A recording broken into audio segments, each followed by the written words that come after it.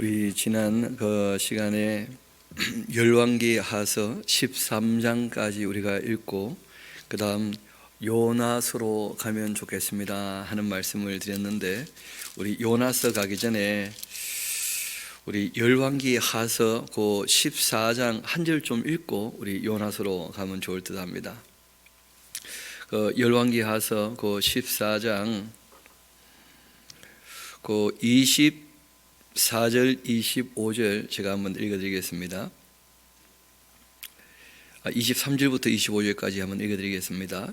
유다왕 요아스의 아들 아마샤 제15년에 이스라엘 왕 이 요아스의 아들 여로보암이, 이때 여로보암은 그 초대 왕도 여로보암이었죠. 북왕국 이스라엘에 보통 우리가 그래서 여로보암 1세 2세 이렇게 좀 나누어 봅니다. 사마리아에서 왕되어 41년 통치했는데 여호와 보시기에 악을 행하여 이스라엘에게 범죄하게 한 느밧의 아들 여로보암의 모든 죄에서 떠나지 아니하였더라. 이스라엘의 하나님 여호와께서 그의 종 가드 헤멜 아미떼 아들 선지자 요나를 통하여 그 하신 말씀과 같이 여로보암이 이스라엘 영토를 회복하되 그 하맛 어기에서부터 아라바 바다까지 그렇게 하였다 하고 되어져 있습니다. 쉽게 말하면 이 예후 집안의 이제 그 여로보암 2세가 거의 마지막, 요 다음 때 이제 그 예후 가문도 또 끝나게 되는데, 오므리 왕조가 망하고 예후 가문이 일어나서 이제 예후 가문의 여로보암 왕이 되었을 때 그 북왕국 이스라엘은 중흥기를 맞이하게 됩니다. 중흥기를 맞이하기 전에는 당연히 어려웠었겠죠. 그 어려웠던 이유 중에 하나는 뭐냐면 그 주변 나라들이 강대국이 많았었기 때문에 이런저런 이제 어려움 당하게 되는데, 그때 아수르라고 하는 나라가 특별히 이제 북왕국을 어렵게 했었습니다.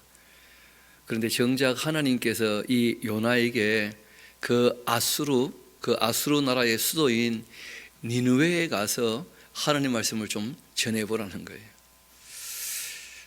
하나님 입장에서는 북왕국 이스라엘에 그 엘리야를 보내셔서 정말 온갖 능력도 보여주시고 또 엘리사를 보내셔서 구원의 은혜를 베풀어 주시는데, 그 북왕국 이스라엘 사람들은 하나님의 음성을 들을 마음도 없고 돌이킬 자세도 없고 정말 그 악한 데 굳어져서 요지부동인 거예요. 그런데 이제 하나님께서 보시니까 그 아수르 나라, 여러분 아무래도 이 큰 나라가 그 당시에 될 때쯤 되었을 때에는 사람들이 공감될 만한 무슨 철학이 있는 것이죠. 그러니까 양심적으로 또 인격적으로 뭔가가 있기 때문에 누군가가 기치를 들고 일어났을 때 또 모이게 되는 것이거든요. 그 공감되는 게 없으면 그렇게 뭐 힘을 얻거나 모이기 쉽지 아니할 테니까, 그래서 그랬는지 이 니느웨에 있는 사람들이 하나님께서 전하는 말씀을 들으면 돌아올 것 같은 그런 분위기가 있는 거예요.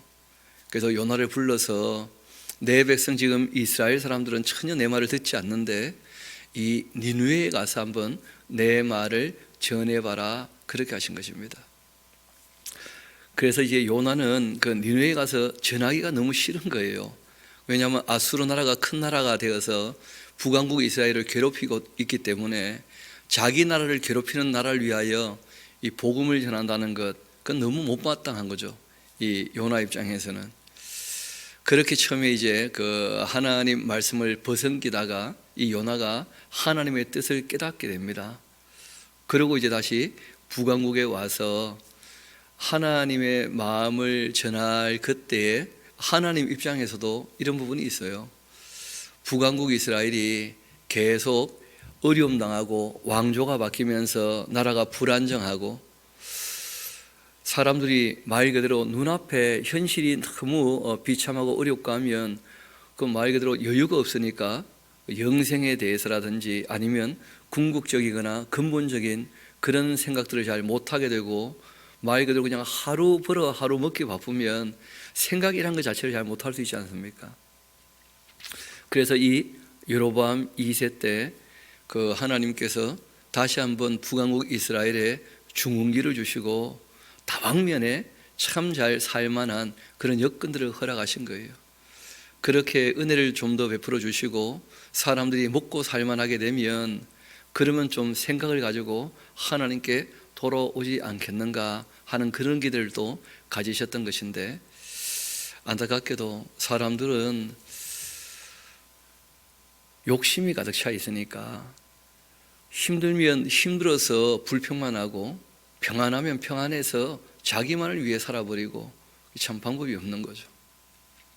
가끔 드리는 말씀인데, 나무라는 것이 뿌리가 있으면 성경적으로 표현한다면 깨달음이 있거나 이해가 되거나 사랑하는 마음을 가지고 수용을 하거나 하게 되면 비가 내릴 때 뿌리를 더 깊이 받게 되는 것이고 해가 비칠 때 열매를 맺게 되는 법일 텐데, 이 뿌리가 없으면 비가 오면 썩어버리고 빛이 비치면 말라버리는 것처럼 너무 이 이스라엘 백성들이 하나님을 향한 그 마음, 신앙의 뿌리가 없으니까 참 아무것도 안 되는 그런 것들을 보게 됩니다. 그 과정 가운데 이제 이 요나가 부름을 받아서 하나님의 뜻을 깨닫고 자신의 못났던 이 자신의 모습을 간증적으로 남긴 그 책이 바로 요나서란 책입니다. 그래서 우리 요나서 같이 가서 그 짤막한 책이니까 한목에 읽어보면 내용 그렇게 어렵지 않게 충분히 알 수 있을 것입니다.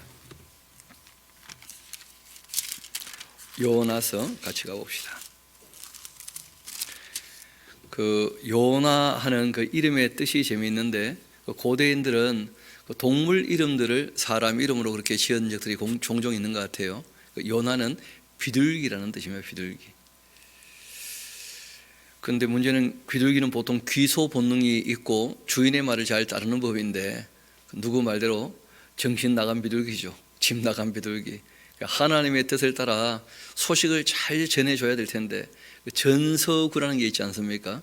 비둘기 중에서 소식을 전달하는, 편지를 전달하는 그런 비둘기가 있는데, 하나님의 소식을 전해야 될 그 입장에 있는 이 요나가 하나님을 벗어기는 것부터 이제 이야기를 시작합니다.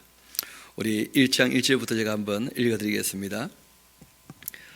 여호와의 그 말씀이 아미떼의 아들 요나에게 임하니라.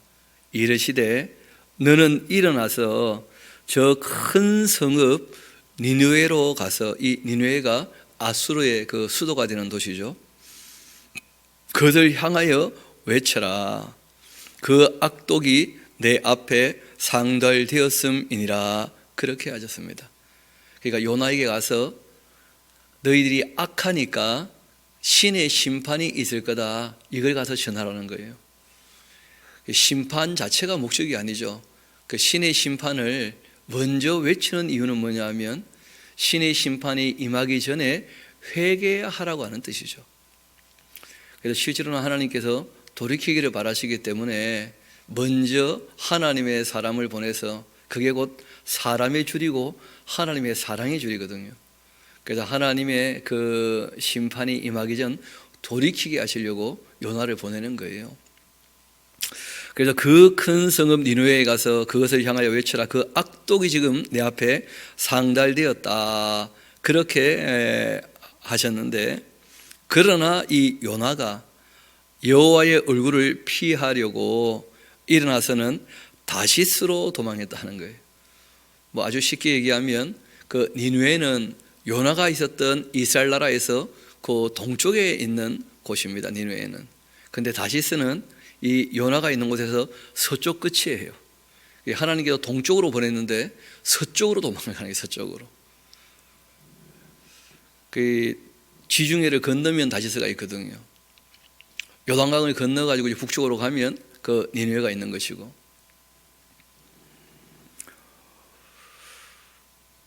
그렇게 다시스로 도망하려 해서 이 욥바에 내려갑니다. 욥바는 이스라엘에 있는 그 항구 도시죠.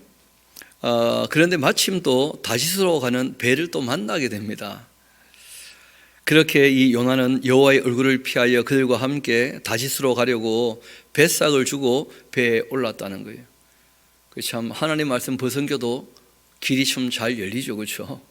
그렇게 이제 요나는 이거 잘 됐구나, 옳았구나 하면서 도망을 가요. 여호와께서 그 가만 내버려 두지 않으시고 큰 바람을 바다 위에 내리시니까 바다 가운데 큰 폭풍이 일어나서 이 배가 거의 깨지게 됩니다. 그러니까 이제 이 사공들이 두려워하여서 각각 자기의 신들을 불러요.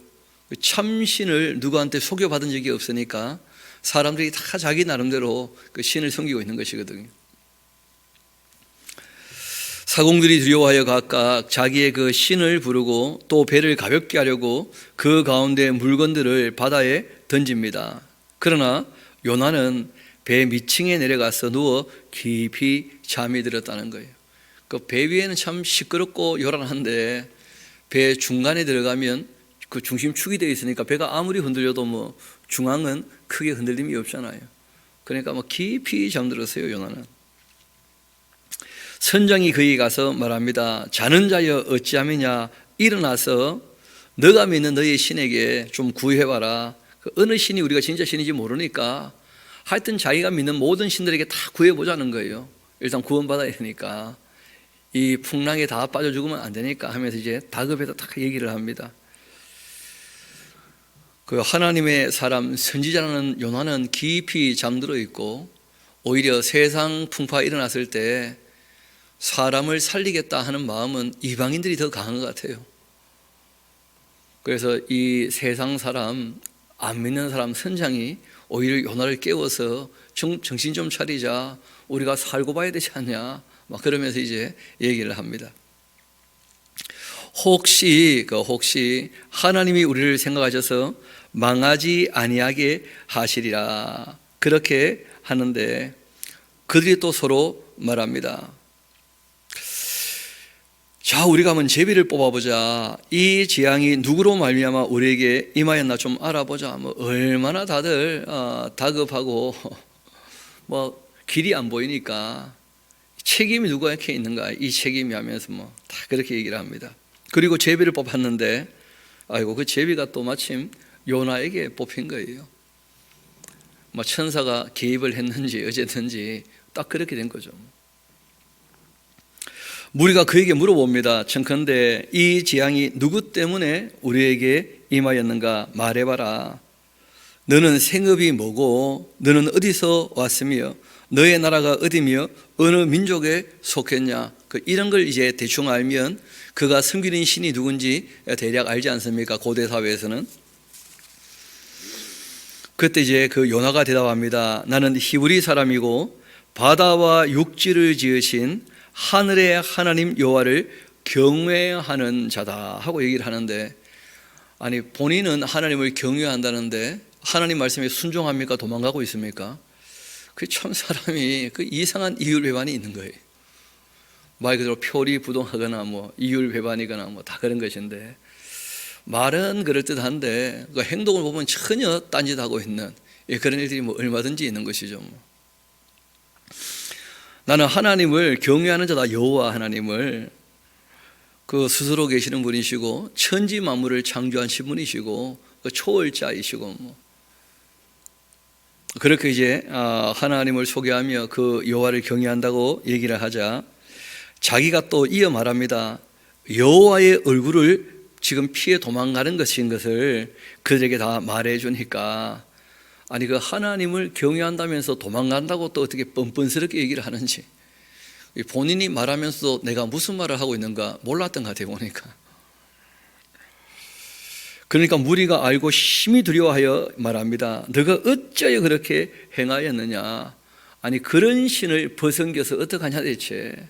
말은 경외한다고 하면서 그 여호와 하나님을 그렇게 벗어겨서 도망가면 어떡하냐. 그런저런 이제 얘기를 하는데 바다는 점점 더 흉흉하게 되어지고 무리가 그에게 말합니다. 우리가 너를 어떻게 하여야 바다가 우리를 위하여 잔잔해 줄 수 있겠냐. 그렇게 했더니 그 요나가 대답을 하죠. 나를 들어 바다에 던지면 된다. 그렇게 하면 바다가 너희를 위하여 잔잔해질 텐데 너희가 이 큰 폭풍을 만난 것이 나 때문인 줄 내가 알고 있다 하면서, 본인이 그러면 다이빙하면 될 거 아닙니까? 아니면 처음부터 그 배를 안 타든지. 지금 요나가 자기를 이렇게 던져서 죽여달라 하는 이유가 있어요. 요나는 자기 목숨보다 자기 나라를 사랑해요. 국수주의라 할 수 있는데 이스라엘 나라를 너무 아끼고 사랑하기 때문에 이스라엘 나라를 괴롭게 하는 아수르를 자신은 도무지 용납할 수가 없는 거예요. 그런데 하나님께서 그 아수르의 수도 니느웨에 가서 복음을 전하라고 하니까 내가 죽으면 죽었지 그러지는 못하겠다, 지금 그런 거예요. 그러니까 하나님의 그 마음을 다 헤아리지 못하고 자기 생각에 좀 갇혀있는 그런 입장인데, 그 요나 입장에서는 어차피 죽을 건데 이방인의 손에 죽게 되면 그는 또 일종의 순교가 되지 않습니까? 그러니까 그들이 자기를 바다에 던져주면 자기가 바다에서 죽게 되었을 때 순교자가 되는 것이니까, 이방인의 손에 죽은 것이니까 내가 이제 하나님 품에 안기지 않겠나, 그런 생각을 하는 거예요. 우리가 하나님을 사랑한다고 하는데 절대 가치를 갖고 있지 못하면 하나님 믿는다고 하면서도 얼마든지 엉뚱한 짓을 할 수 있다는 거예요. 지금도 그럴 수 있지 않습니까? 하나님을 사랑한다고 얘기는 하면서 실제로 이웃들에게 민폐를 끼치고 하나님 욕먹이고, 그러면서도 자신들은 하나님 너무 철저히 숨기고 하나님 예배한다 하면서 그 사람이 그럴 수 있는 것이거든요. 그게 잘 뭘 몰라서 그런 것일 수 있는데, 요나도 이제 국수주의적 이 입장에 있으니까, 그러니까 우리가 집단 이기주의 그런 말 하지 않습니까? 그렇죠? 그런 걸 우리가 좀 벗겨낼 필요가 있어요. 그래서 늘 말씀을 다시 우리가 상고해 봐야 근본적인 또는 궁극적인 그 변치 않는 그런 진리를 만날 수가 있는 것이죠. 이 요나는 아직까지 이제 그런 입장인데, 그가 대답하되 나를 들어 바다에 그렇게 던지라. 그렇게 하면 바다가 너희를 위해 잔잔하게 될 거다. 너희가 이 큰 폭풍을 만난 것이 나 때문인 줄 내가 아노라. 그렇게 했는데, 그러나 그 사람들은요, 자기 살려고 요나를 죽이고 그런 짓 안 한다는 거예요. 오히려 정말 지극히 상식적인 사람들이죠. 뱃사람들이. 오히려 힘써 노를 저어 배를 육지로 돌리고자 그렇게 애를 쓰지만 바다가 그들을 향하여 점점 더 흉흉해지니까 능히 이 물살을, 그 바람을 이겨내지 못하죠. 우리가 여호와께 부르짖어 이르되 여호와여. 여러분, 아까 전에는 하나님하고 나왔죠. 그 하나님은 그 호칭입니다. 신에 대한 그냥 호칭일 뿐이고, 여호와는 진짜 하나님, 진짜 신을 이제 알게 된 거예요. 요나의 소개를 듣고 여호와여 구하고 구하오니 이 사람의 생명 때문에 우리를 멸망시키지 마옵소서. 무지한 피를 우리에게 돌리지 마옵소서. 그러니까 우리가 죄 없는 사람을 죽이는 것이 아니고 여호와 하나님께서 이렇게까지 이제 우리에게 피할 길을 내지 않으시는 거 보니까 이 요나를 바다로 던지라고 하신 줄 알고 그렇게 하겠습니다 하고 이제 요나를 집어 던지는 거죠. 주 여호와께서는 주의 뜻대로 행하시는 것입니다. 그렇게 하고는 요나를 들어 바다에 던졌는데, 놀랍게도 진짜 요나를 바다에 집어 던지니까 바다가 뛰노는 게 그쳐버리고 만 거예요. 사람들이 얼마나 놀랐겠습니까? 그렇게 요동치던 바다가 요나의 말대로 요나를 집어 던지니까 잠잠하게 된 거예요. 그러자 이 모든 뱃사람들이 요나가 믿는 하나님, 그 여호와를 자기들의 하나님으로 믿게 됩니다. 그 사람들이 여호와를 크게 두려워하여 여호와께 제물 드리고 서원까지 하였다. 그렇게 나와요. 이런 것을 이제 성교학에서는 미시오 데이라 그렇게 표현하는데, 그 하나님께서 미션 선교하신다는 거예요. 그런데 문제는 하나님의 이름이 전해지지 않으면, 누구가 와서 전도를 해야 하나님께서 일을 하시고 그리고 하나님이 누군지를 보여줄 수 있는데, 여호와 하나님, 또 성부 성자 성령 삼위일체 하나님을. 그런데 하나님 이름을 아무도 소개를 안 하면 하나님이 일을 하셔도 누가 하고 있는지 전혀 모를 거 아닙니까? 그래서 좀 가서 전하라고 하신 것이거든요. 우리가 믿게 만들고 그런 것이 아닙니다. 우리는 가서 전하면 그 택한 백성은 다 믿고 돌아온다는 거예요. 전하지 않으면 누가 듣겠습니까? 듣지 못하면 누가 또 믿겠습니까? 그래서 우리가 기회를 얻는 대로 소개하는 것 참 중요합니다. 우리에게 가서 소개하고 증인되어라 그렇게 하신 것이지 믿게 만들어라 뭐 그렇게 하신 게 아니거든요. 소개해서 믿은 사람들을 제자 삼도록 그렇게 하신 거예요. 과정 가운데. 그래서 요나는 참 엉터리로 했는데 그런데 하나님 이름을 소개하는 바람에 정말 전도가 되었죠. 어떻게 보면. 한편 여호와께서 이미 큰 물고기를 예비하시고 요나를 삼키게 하셨는데 요나가 밤낮 3일을 물고기의 뱃속에 있었습니다. 뭐 이런 것은 초월적 사건이기 때문에 뭐 합리적으로 해석하려고 아무리 애를 써봤자 설명 불가능해요. 그리고 이때 뭐 고래하고는 좀 다릅니다. 고래는 포유류고 물고기는 어류니까 그냥 큰 물고기예요. 그러니까 어떤 물고기인지 뭐 알 수 없는 거죠. 그리고 그 물고기 뱃속에 요나가 3일 밤낮 있었습니다. 확실한 것 중에 하나는 물고기가 소화액이 말랐던 모양이죠. 소화액이 있었다면 요나가 다 소화됐을 텐데 여하튼 이제 그런 입장이 되어 있는데 또 물고기가 콱 씹었다면 이빨이 있어도 곤란해요. 그렇죠? 그럼 죽었을 텐데 요나를 그냥 굴꺽 집어 삼켰고 그 요나가 이제 물고기 뱃속에 있게 됩니다. 요나가 물고기 뱃속에서 그의 하나님 여호와께 기도하는데 이 기도문을 쭉 보면 그 앞에 좀 적어 놓으세요. 요나의 착각이다 착각 그렇게 좀 적어 놓으셔야 돼요. 이런 성경을 볼 때 누가 하는 말인지를 좀 상고하고 우리가 봐야 되거든요. 어떤 분은 막 요나가 처절하게 회개한 것처럼 그렇게 얘기를 하는데 이 기도문은 전혀 그런 기도문 아니에요. 이제 읽어보면 아시는데 자기 생각대로 그 아수르의 사람들을 위해서 니느웨에 가서 복음을 전하지 않았고 자기는 이방 사람의 손에 죽어서 순교당했으니까 이제 이 캄캄한 곳을 거쳐서 이제 내가 주님 품에 안기지 않겠는가 그렇게 이제 착각하고 있는 거예요. 이 요나가 살아있으니까. 그러면서 그 기도문을 제가 한번 쭉 읽어드릴 텐데 거기 나라고 하는 표현이 굉장히 많이 반복돼 나와요. 그러니까 하나님의 뜻을 받들겠다 이런 게 아니고 기도하는 이유가 자기를 위한 기도예요. 여러분 성경은 우리에게 늘 부탁하시거든요. 기도하는 이유는 딴 데 있는 것이 아니고 나를 위하던 삶에서 나를 위해 주신 하나님이 누군지를 바르게 알고 주님을 위한 삶을 살고자 하는데 여전히 내가 살아있으니까 내 뜻대로 마옵시고 주님 뜻대로 되기를 원합니다 하기 위하여 기도하는 것이거든요. 그게 기도의 가장 기본인데 그 요나는 아직 전혀 그런 자세가 아닌 거예요. 한번 봅시다.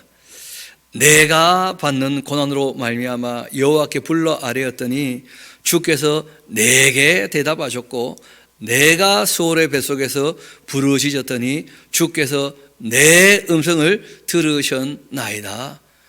그러니까 요나 자기가 바란 것이었죠.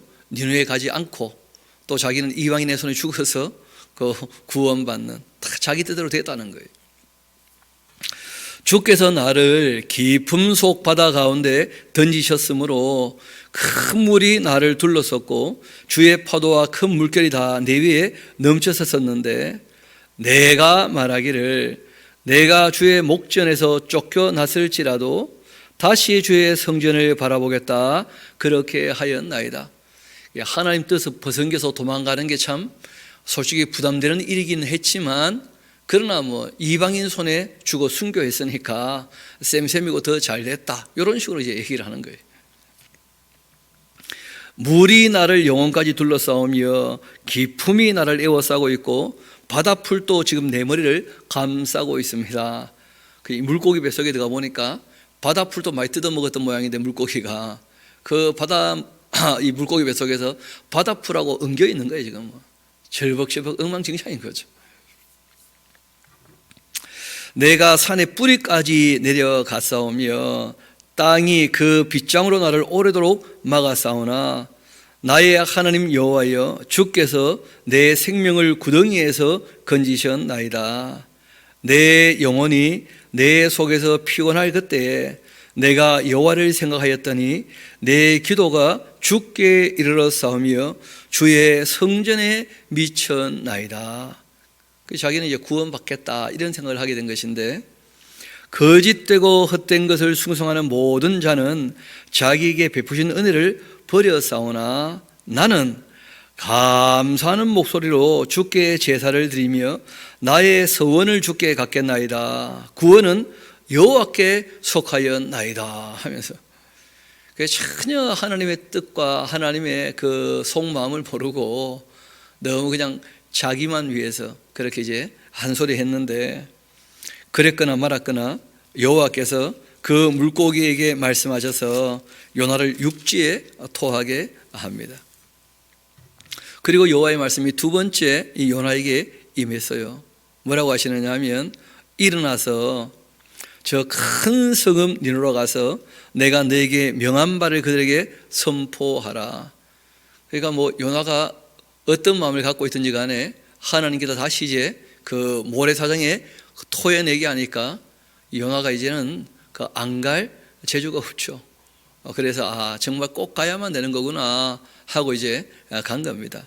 그렇지만 이때 갈 때에도 여전히 그 탐탁치가 않은 거예요. 안 갈 수 없으니까 이제 갈 수밖에 없는 것인데, 배를 타도 안 되는 것이고 하니까, 그렇게 일어나 저 큰 성읍 니느웨로 가서 내가 너에게 명한 바를, 그러니까 악독이 가득 차서 니느웨가 곧 멸망한다, 그것을 가서 선포하라 하셨죠. 그때 이 요나가 그 여호와의 말씀대로 일어나 이제는 니느웨로 가게 되는데, 니느웨는 사흘 동안 걸어야 될 만큼 하나님 앞에서 큰 성읍이었습니다. 그 니느웨하고 이제 갈라하고 레센하고 창세기를 보면 그 굉장히 오래된 고대 도시예요. 그 이 세 성읍이 연이어 있다 그래요. 그러니까 그 걸어서 한 사흘쯤 걸어 다녀야 큰 길이 정도를 다닐 수 있는 정말 큰 성읍이었죠. 그런데 문제는 한 사흘 다녀야 그 될까 말까 한 그런 큰 성읍인데, 하루 만에 일을 다 끝내버려서 그냥 굉장히 대충 일을 한 것이죠. 그 니느웨는 사흘 동안 걸을 만큼 하나님 앞에서도 큰 성읍이었는데, 요나가 그 성읍에 들어가서 하루 동안 다니면서 외쳤습니다. 뭐라고 했느냐 하면, 40일 지나면 니느웨는 무너질 것이다. 이 요나 입장에서는 가급적이면 못 들었으면 좋겠다, 그런 마음 가지고 외쳤던 것 같은데요. 그런데 문제는 니느웨 사람들의 반응이었어요. 니느웨 사람들이 하나님을 믿고 금식을 선포하고 높고 낮은 자를 막론하고 굵은 베옷을 입은지라 그 일이 니느웨 왕에게 들림에 왕이 보좌에서 일어나 왕복을 벗어버리고 굵은 베옷 입고 제 위에 앉았다는 거예요. 여러분, 요나가 무슨 기적을, 이적을, 표적을 보여준 게 있나요? 아니면 엘리사가 하나님의 그 능력으로 이스라엘 백성들에게 은혜를 베풀었던 것처럼 그렇게 한 게 있나요? 그 요나는 가서 곧 망할 거라고 전한 것 뿐이었거든요. 그런데 놀랍게 니느웨 사람들이 그 하나님의 책망의 말씀을 받아들이고 회개를 했다는 거예요. 회개를. 그러니까 자기가 봤을 때에도 이 니느웨 사람들이 자기들이 악하다는 것을 인식을 하고 있었다는 거라. 그러니까 진리로 인정했을 때 그때 사람이 바뀔 수 있다는 거예요. 그래서 지난 시간에도 한번 말씀드렸는데, 사람은 기적이나 이적이나 표적을 보면 바뀌는 게 아닙니다. 더 큰 표적을 따라다니면서 일상을 저버리는 일들이 벌어져요. 그래서 우리가 그 믿는 사람 중에 광신도란 말 쓰지 않습니까? 우리가 주님을 섬길 때 맑은 정신으로 이 세상에서 빛된 삶을 살면서 소금으로 살면서 정말 평안을 만들어내고, 그리고 살만 나게 만들고 착하게 살고, 그리고 참 의롭게 우리가 세상을 일구어 가야 될 텐데, 그런 거 그냥 세상에서 우리가 할 일 다 저버려 버리고 말 그대로 미친 듯이 그냥 이런저런 산 쫓아다니면서 기적이나 보려고 하는 그런 사람들이 있을 수 있다는 거예요. 신앙은 그래야 되는 게 아니거든요. 기적이나 이적이나 그 능력 가지고 사람은 변하지 않습니다. 사람은 인격이기 때문에 한 4가지 때문에 변할 수 있다는 말씀드렸죠. 그렇죠? 제일 먼저는 그 하나님께서 지금도 섭리하신다. 그러니까 우리가 호흡하는 이 공기, 또 오늘 내리는 비, 이 땅에서 나는 모든 양식, 알고 보면 하나님 손길 안다는 것이 없다는 거예요. 그래서 하나님께서 하시는 일들을 깨닫고 하나님 앞에 감사하게 될 때, 사랑을 깨닫고 사랑하게 될 때, 그럴 때 이제 사람이 변하는 것이거든요. 제일 먼저가 하나님 살아계심을 확실히 인정하고 하나님 하신 일들을 경험하면서 감사하게 될 때 사람이 변하는 거예요. 그 어젯밤에 자고 일어났는데 잠잘 동안 무슨 일이 있었는지 아무도 모르지 않습니까?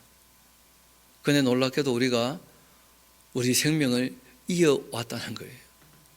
그게 하나님 다 하신 일이라는 거예요.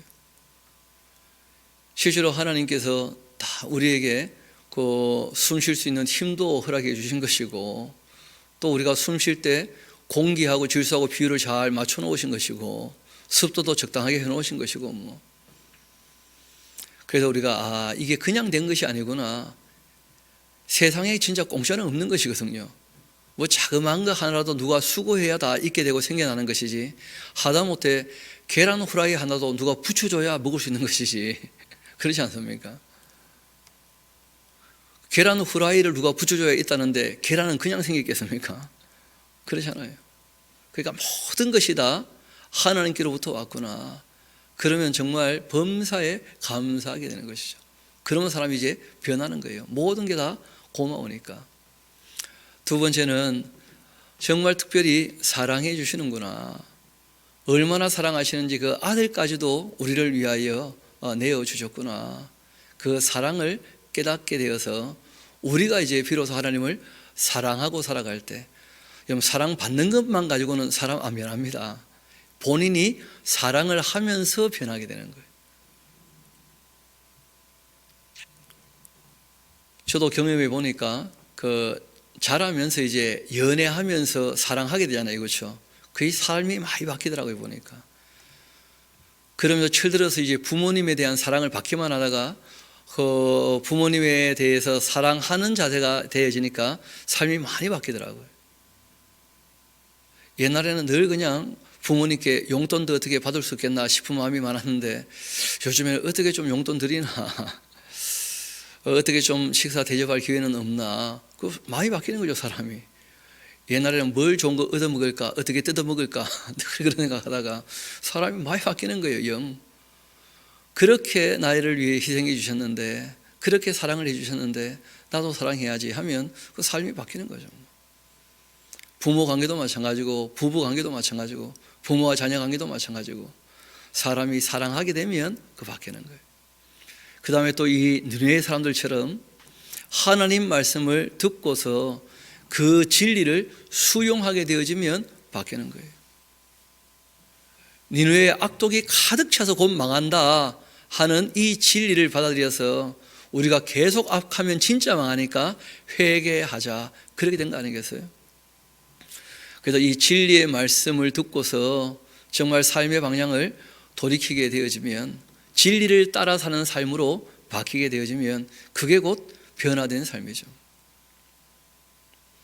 또 한 가지는 요나처럼 죽음의 위기를 겪고 난 다음에 좀 겸손하게 되면 좀 바뀌어요. 겸손하게 되면 사람이 그렇게 인격적으로 바뀌는 것이지, 강제나 강요나 강압이나 기적이나 이적이나 표적이나 그런 것 가지고는 바뀌지 않아요.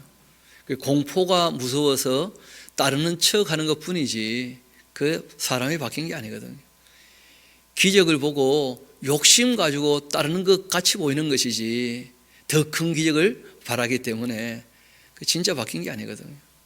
인격적으로 바뀌는 것은 이제 그렇게 바뀌는 것인데, 놀랍게도 이 느헤의 사람들은 하나님 말씀을 수용하면서 정말 바뀌었다는 거예요. 이어봅시다. 왕까지 왕복 벗고 굵은 벼옷 입고 제위에 앉았는데, 왕과 그의 대신들이 조소 내려 니느웨에 선포하여 이르되 사람이나 짐승이나 소떼나 양떼나 아무것도 입에 대지 말아라. 곧 먹지도 말 것이고 물도 마시지 말 것이며 사람이든지 짐승이든지 다 굵은 벼옷을 입을 것이고 힘써서 하나님께 부르짖을 것이며 각기 딱 그 줄 쳐놓으셔야겠죠. 악한 길과 손으로 행한 강포에서 떠나자 하면서, 그러니까 이 요나의 그 전도를 듣고 그들이 양심에 비추어 봤을 때 자신들이 올바르게 하지 않고 있다는 것을 알게 된 거예요. 참되게 선하게 의롭게 하지 않았구나 우리가. 그래서 돌이키기로 한 거예요. 완전히 그 악한 길과 손으로 행한 강포를 떠나자. 그렇게 하면 니느웨에 그 재앙을 내리겠다고 하셨던 그 하나님의 그 뜻을 돌이키시고 그 진노를 그치사 우리가 멸망하지 않게 하시리라. 그렇지 않을 줄 누가 알겠냐. 그렇게 하면서 정말 진지하게 회개하자 하나님이 그들을 행한 것 곧 그 악한 길에서 돌이켜 떠난 것을 보시고서 하나님께서 뜻을 돌이키사. 하나님 사람 하는 거 봐서 얼마든지 뜻을 돌이키십니다. 늘 말씀드립니다마는 하나님이 일방적으로 계획을 세워서 진행하시는 하나님이 예정하신 것은 결코 바뀌지 않습니다. 그런데 하나님께서 사람과의 관계에서 하셨던 말씀들, 그러니까 상호간에 지켜야 되는 것에 대해서는 사람 하는 거 봐서 얼마든지 바꾸셔요. 얼마든지. 관계에 대한 문제니까. 그래서 하나님의 예정은 반드시 그대로 이루어지는데 그 가운데 살아가는 사람들의 삶에 있어서는 하나님께서 얼마든지 뜻을 돌이키신다는 거예요. 그래서 그 뜻을 돌이켜서 그들에게 내리라고 말씀하신 재앙을 내리지 아니하셨습니다. 그래서 우리가 인격적 책임이 있다 이런 얘기를 하는 거예요. 하나님께서 예정하신 그 택하신 자들은 당연히 하나님께서 때가 되면 다 불러주시겠죠. 그런데 이 땅에서 우리가 지성이성 감정으로 선택하는 것이나 우리가 의지를 가지고 행동하는 모든 것에 대해서는 하나님께서 반드시 책임을 물어보신다는 거예요. 그러나 하나님의 예정에 대한 문제가 아니고 우리에게 주어진 인격에 대한 문제거든요. 인격적인 책임, 자유를 주셨기 때문에 자유에 대한 책임이 반드시 따라와요. 그래서 우리가 하나님 쪽에 있는 것을 우리에게 대입시켜가지고 너무 그냥 함부로 얘기하지 않도록, 그러니까 예정이라고 하는 것은 하나님의 계획이니까 우리가 이 땅에서 그거 다 알 수 없습니다. 돌이키고 난 다음에 고백할 수 있는 거예요. 나는 왜 믿게 되었나? 나는 왜 주님의 사랑을 깨닫고 주님을 사랑하는가? 정말 나는 택함 받은 백성이구나. 우리가 감격하면서 고백하는 것이지, 너는 보니까 예정됐네, 너는 안 됐네, 그렇게 운명론적으로 알 수 있는 것도 아니고 어느 누구도 거기에 대해서 장담할 수 없어요. 그래서 하나님 하신 일은 하나님 너무 잘 알아서 하실 거니까 우리가 인격적으로 바르게 응답하는가 굉장히 중요해요. 그래서 바울이 이런 표현 쓰죠. 하나님 쪽에서는 이미 그 택하신 백성들 다 예정하신 대로 이루실 거니까 이미 하나님 쪽에서는 구원이 이루어졌다는 거예요. 그런데 이 땅에 사는 너희들은 하나님께서 구원하신 구원을 이루기 위해서 끝까지 어떻게 하라는 거예요? 힘쓰고 애써야 된다는 거예요. 온전히 이루었다 할 수 없는 것이니까 두렵고 떨림으로 너희 구원을 어떻게 하라는 거예요? 이루어 가야 한다 하면서 그렇게 말씀하신 것이거든요. 그래서 하나님께서 감춰두신 것을 우리가 다 알 수 없습니다. 그래서 하나님 쪽에 있는 것은 하나님 알아서 다 하실 것이고, 우리에게 나타내신 것, 하나님의 정말 그 말씀을 믿고 따르는가, 우리에게 맡겨주신 일에 관해서는 우리가 정말 힘써서 하나님의 뜻을 따라 살아야 되는 것이죠. 이어봅시다. 그렇게 이제 하나님께서 재앙을 내리지 아니하시니까 문제가요, 요나의 반응이에요. 매우 싫어하고 썩냈다는 거예요. 참 웃기는 사람이죠. 아니, 하나님이 니느웨 용서한다는데 본인이 너무 기분 나빠. 왜냐하면 자신은 니느웨 망하기를 바라고 있었거든요, 요나가. 그러니까 하나님이 니느웨 용서해 주시니까 너무 속이 상한 거예요. 저놈들이 또 잘 살게 되면 우리를 얼마나 괴롭힐까 그런 생각 드니까 자기 동족을 너무 사랑하니까 너무 좀 국수적인 것이고 편애라 그러죠. 그렇죠? 너무 한쪽으로 치우쳐 있는 거예요. 우리가 나라 사랑하는 것 너무 당연합니다만은 그러나 좀 더 보편적으로 사해동포, 모든 인류가 한 가족이다 하는 것도 우리가 인식을 해야 돼요. 더 가까운 사람도 있지만 실제로 모든 인류가 다 아담의 후손이고 노아의 자손이고 한 걸음 더 나가서 다 하나님의 형상 아니겠어요? 그러니까 보편적인 인류애가 있어야 되는 것이고, 그리고 또 하나님께서 묶어주신 동아리, 그 우리가 같은 말을 쓰는 우리 형제 나라, 또 우리 민족을 사랑하는 것이고, 또 좀 더 우리가 좁혀서 우리의 그 가까운 혈족들, 뭐 일가 친지들 더 사랑하는 것이고, 뭐 가족을 좀 더 사랑하는 것이고, 그런 것이지 보편적 인류에 대한 사랑이 없다면 그러면 너무 이기적인 자세가 되고 마는 것이거든요. 그런 면에서 이 요나가 지금 그런 모습을 나타내고 있는 거예요. 국수주의, 자기 나라만 뭐 이기적으로 사랑하는 그런 마음이 있는 거죠. 좀 더 이어봅시다. 요나가 매우 싫어하고 성내며 여호와께 기도하여 이르되 여호와여, 내가 고국에 있을 때에 이러하겠다고 말씀하지 아니하였나이까? 그러므로 내가 빨리 다시스로 도망하여 싸우니 주께서는 은혜로우시고 자비로우시고 노하기를 더디 하시며 인애가 크시다 뜻을 돌이켜 그 니느웨 사람들에게 재앙을 내리시지 아니하시는 그 하나님이신 줄 내가 알았기 때문에 도망간 건데 말이야. 하나님 온 인류를 다 사랑하시는 바람에 나만 사랑하면 좋겠는데 그래가 도망갔다는 거예요. 사람이 사랑을 받을 때 그 못된 자세들이 있거든요. 나만 사랑해 주면 좋겠다, 나만 하면서. 하나님은 다 사랑하신다는데 그런 마음이 이제 문제를 일으키는 것인데, 요나가 지금 그런 입장에 있는 것이죠. 여호와의 원컨대 이제 내 생명을 거두어 가소서. 하나님께서 니느웨 사랑하시는 꼴을 못 보겠다는 게 요나 입장에서 사는 것보다 죽는 것이 내게 나음이니이다 하면서, 그렇게 했더니 여호와께서 말씀하십니다. 너가 썩내는 것이 옳으냐? 하나님도 마음 좀 상하시죠. 요나가 성읍에 나가 그 성읍 동쪽에 앉아가지고는 거기서 자기를 위해 초막 짓고 그 성읍에 또 무슨 일이 일어나는가 보려고 그 그늘 아래에 앉아 있었다는 거예요. 자기가 막 하나님께 역정을 냈으니까 하나님께서 자기 기도 들으시고 응답하셔서 니느웨 멸망시키지 않겠나 해가지고는 집에도 안 가고 니느웨 망할 때까지 한번 기다려보는 거라, 앉아가지고.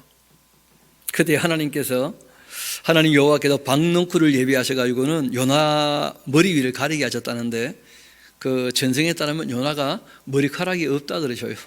그러니까 뭐 해가 뜨면 얼마나 또 뜨겁겠어요, 그렇죠? 그러니까 이제 그늘지게 그렇게 해 주셨었는데, 이는 그의 그 머리를 위하여 그늘이 지게 하여 그 괴로움을 면하게 하려고 하심이었고, 요나가 그 박넝쿨로 말미암아 크게 기뻐하였다. 박넝쿨이라 이렇게 번역되어 있는데, 이런 박넝쿨은 아시다시피 그 그늘이 안 돼요. 너무 듬성듬성이 있거든요, 박넝쿨은. 그래서 그 아주 그늘이 질 만한 그런 넝쿨인데, 그 어떤 분은 아주까리라 그렇게 번역하면 좋지 않겠나, 뭐 그렇게 얘기하기도 하시던데요. 여하튼 뭐 그늘이 될 만큼 그러한 넝쿨이었어요. 그런데 요나가 또 그 박넝쿨로 말미암아 기뻐하는 거 보니까 하나님 속이 상하시는 거예요. 그래가지고는 이제 하나님이 벌레를 예비하셔서 이튿날 새벽에 그 박넝쿨을 갉아먹게 하셨는데, 이 바람에 그 벌레는 또 계획이 없던 새벽 기도 했죠, 그렇죠? 새벽부터 일어나가지고. 그래서는 그 박넝쿨을 갉아버립니다. 그러자 이제 해 뜰 때쯤 되니까 이제 시들기 시작하는 거죠, 해가 비치니까.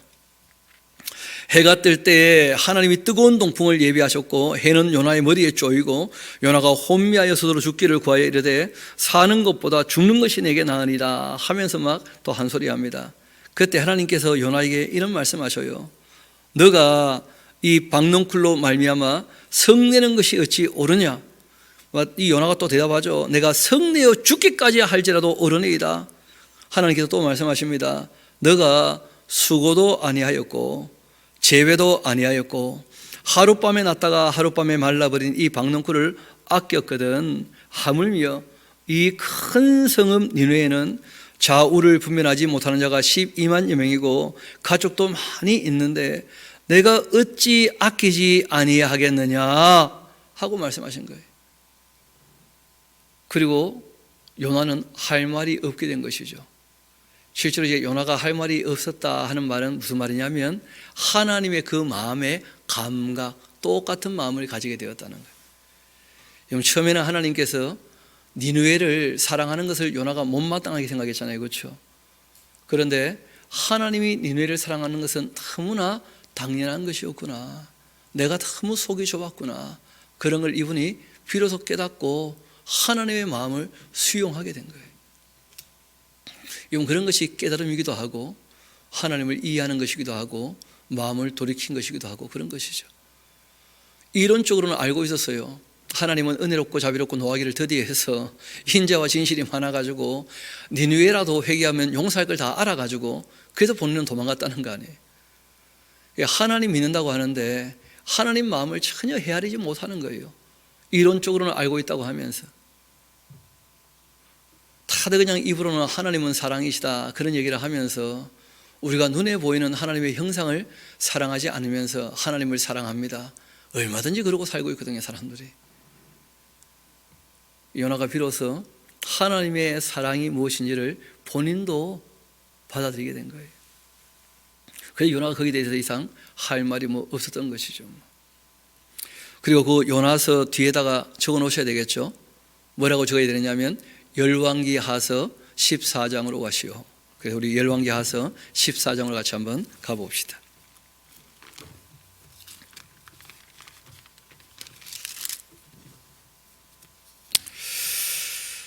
이스라엘 왕 그 요아스의 아들 요아스 제2년에 유다 왕 요아스의 아들 아마샤가 왕이 되었는데 그가 왕이 된 때는 나이가 25세였고 예루살렘에서 29년간 통치합니다. 그 어머니의 이름은 여호앗단이고 예루살렘 사람이었죠.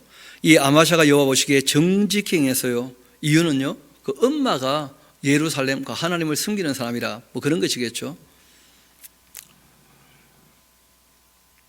이름부터가 좋잖아요. 여호앗단. 여호와께서는 나의 기쁨이 되신다. 그러니까 하나님은 나의 기쁨이시다. 이름부터가 참 좋아요. 그러니까 하나님을 잘 섬기는 그런 집안 같았는데, 그러니까 이제 아마샤가 여호와 보시기에 정직히 행했습니다. 그러나 온전치는 못했죠. 그 조상 다윗과 같지는 않았습니다. 그의 아버지 요아스가 행한 대로 다 행하였어도 오직 산당들은 제거하지는 않았고 백성이 여전히 산당에서 제단을 드리며 분향합니다. 나라가 그의 손에 굳게 서고 그 부왕을 죽인 신복들을 이 아마샤가 다 죽입니다. 그러나 왕을 죽인 자의 자녀는 죽이지 않았어요. 그 율법에 보면 아버지의 죄를 자녀에게 전가해서 죽이거나 그러면 안 된다 하고 말씀하셨죠. 이는 모세 율법책에 기록된 대로 그렇게 함이었고 곧 여호와께서 명령하여 이르시기를 자녀로 말미암아 아버지를 죽이지 말 것이고 아버지로 말미암아 자녀를 죽이지 말 것이라 오직 사람마다 그 자기의 죄로 말미암아 죽을 것이니라 그렇게 하셨더라. 이 아마샤가 또 소금 골짜기에서 에돔 사람 10,000명을 죽이고 또 전쟁을 해서 그 셀라를 취하고 이름을 욕들이라 그렇게 했는데 오늘까지도 그러하니라. 이 아마샤가 예후의 손자 여호아스의 아들 그 이스라엘 왕 요아스에게 사자를 보내 이르되 오라 우리가 서로 대면하자 그렇게 한지라. 이스라엘 왕 요아스가 유다 왕 그 아마샤에게 사람을 보내 이르되 레바논 가시나무가 레바논 그 백향목에게 전가를 보내어 이르기를 내 딸을 내 아들에게 주어 아내로 삼게 하라 그렇게 하였더니 레바논 들짐승이 지나가다가 그 가시나무를 짓밟아 버렸다 하면서 이스라엘 왕 요아스를 그냥 무시해버린 거죠.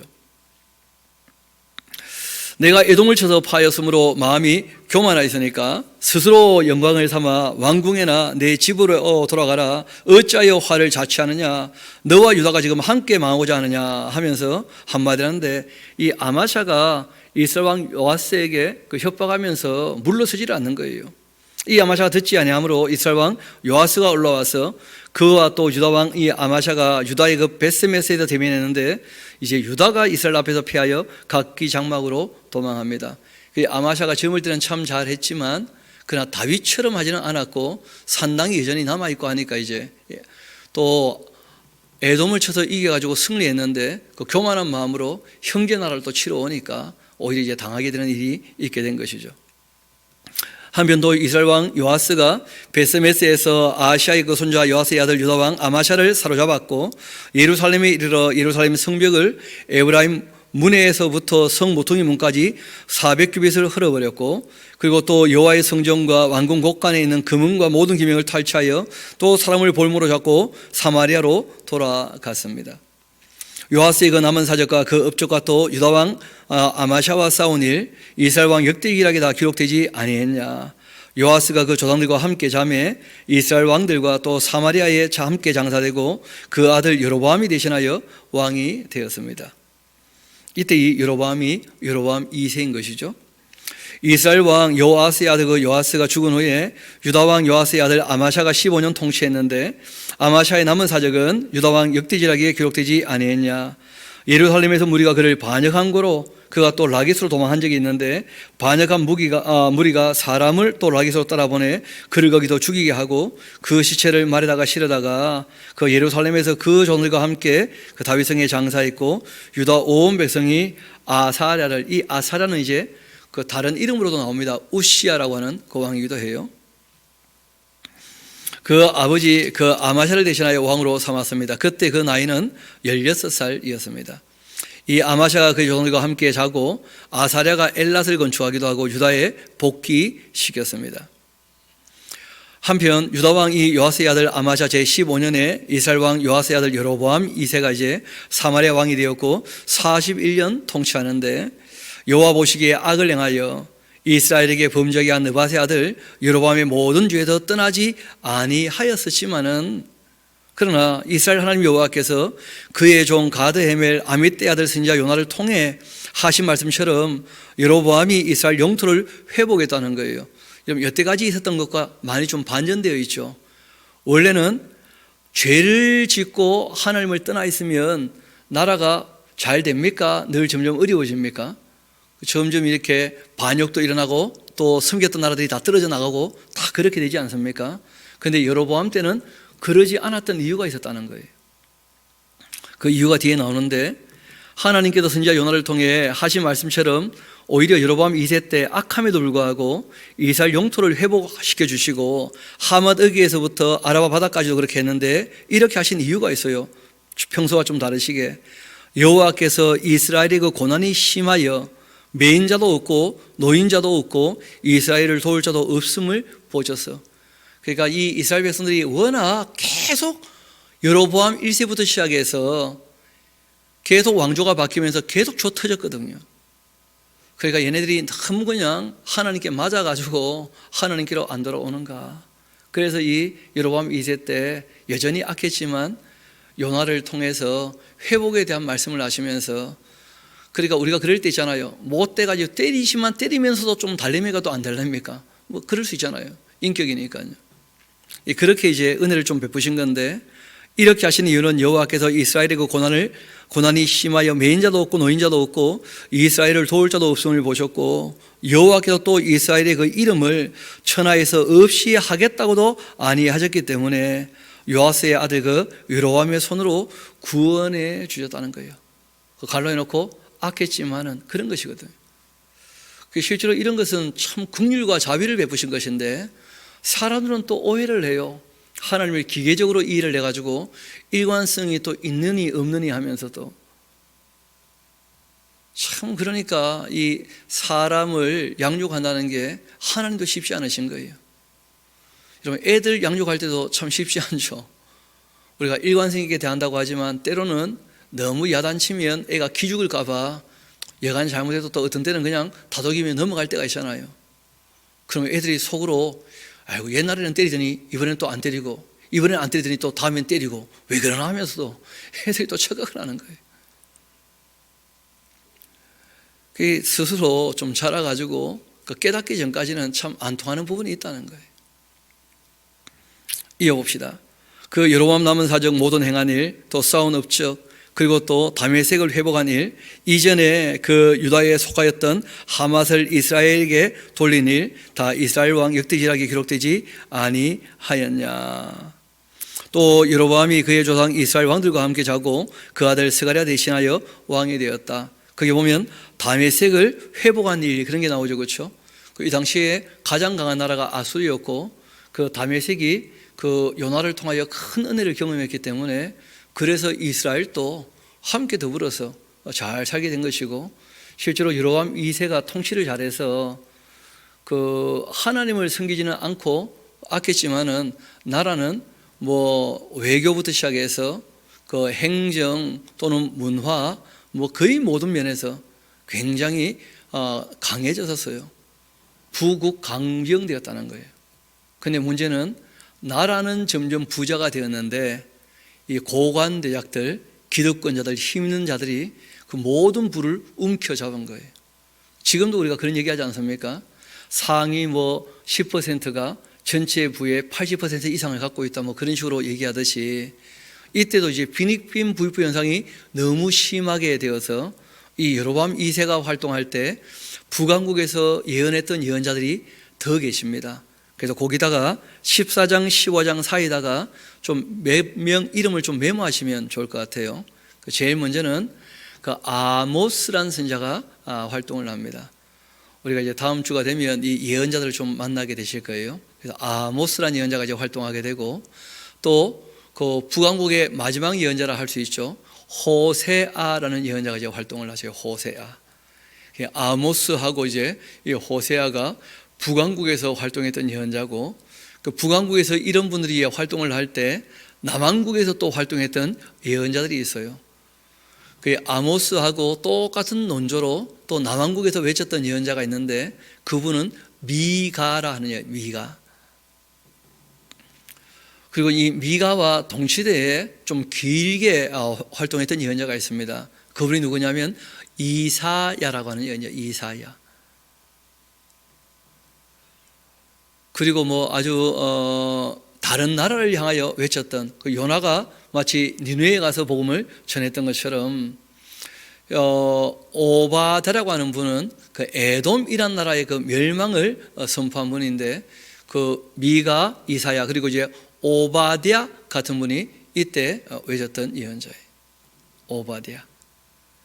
그래서 우리가 그 다음 시간에는 이 5분을 좀 만나게 될 것입니다. 또 이사야는 조금 분량이 또 있기 때문에 우리가 그 예언자들의 그 음성을 이때 이제 들어봐야 돼요. 지금 말씀드렸던 바로 이런 분들, 요나, 아모스, 호세아, 미가, 이사야, 오바댜, 이런 분들, 그리고 또 엘리야, 엘리사, 이런 분들이 다 정기 예언자라 그렇게 보통 얘기하기도 합니다. 남왕국 유다를 봤을 때에는. 그래서 이런 분들이 이제 우리가 음성을 딱 들어보면 지금 나라가 망해가는 입장에 돌이키라 하는 것을 이제 중점적으로 외치는 분들이에요. 너희 지금 심히 잘못하고 있으니까, 그런 얘기고, 북왕국이 무너질 때는 눈물로 호소하는, 사랑에 호소하는 그런 음성을 듣게 될 텐데, 우리가 다음 주일날 그 예언서들을 보면서 같이 얘기를 또 더 나눠보도록 합시다. 기도하시겠습니다.